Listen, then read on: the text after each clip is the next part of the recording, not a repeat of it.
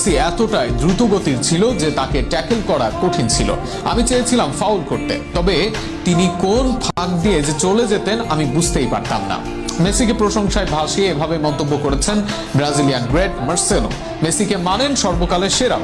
এই রিয়াল মাদ্রিদের সাবেক তারকার মেসি সম্পর্কে বক্তব্য নিয়ে আরো বিস্তারিত শুনুন প্রতিবেদনে।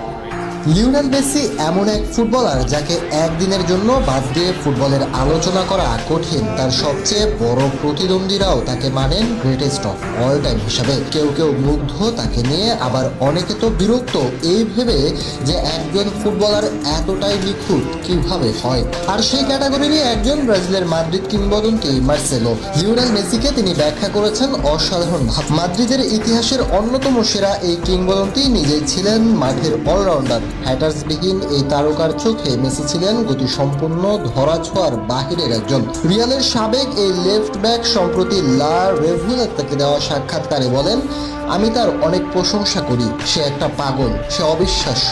আমার মনে হয় আপনি সেই ভিডিওটি দেখে থাকবেন যেখানে সে আমাকে বোকা বানিয়েছিল। সে যে আমাকে ছাড়িয়ে গেছে সেটি আমি টেরও পাইনি। সে খুবই দ্রুতগতির ছিল, কিন্তু কোনো সমস্যা ছিল না। আমি এমন একটা জায়গায় জন্ম নিয়েছি যেখানে ড্রিবলিং সেরা ছিল, কিন্তু ড্রিবল হওয়াটা নয়। লিওনেল মেসিকে ঠেকাতে যখন বৈধ উপায়ে কাজ করেনি, তখন তিনি চেয়েছিলেন মেসিকে আঘাত করে অর্থাৎ ফাউল করে ঠেকাতে, তবে তাও করতে পারেননি মার্সেলো।